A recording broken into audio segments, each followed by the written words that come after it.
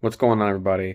Today, I wanted to share with you the teeter-totter balance between cost and MOQ. For those of you who want to start your own product line or potentially outsource to a factory, there is a constant balance between cost, which is how much you pay for something, not to be confused with price, which is how much you actually sell something for.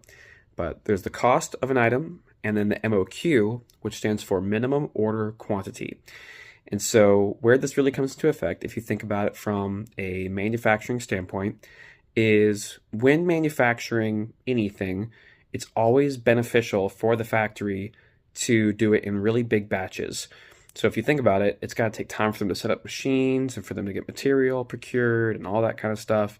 And so, if they run 1,000 of a particular item, it's a lot more efficient for them productivity wise and a lot more cost effective for them on a per piece basis for them to do a large batch like that versus like 200 pieces, right?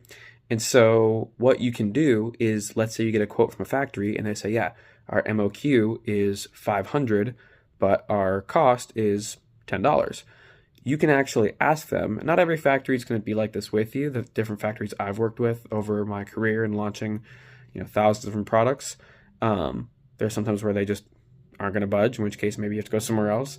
But usually what you can do is you can actually request a certain MOQ, and then they will adjust their price, your cost, they will adjust that to match it.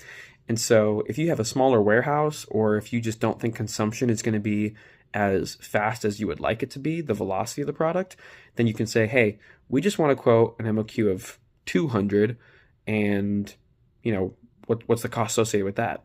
Because maybe you sell 400 a year or something like that, and you want to go through that inventory twice a year. Which inventory turns is another whole topic of conversation. I'll go ahead and stop here.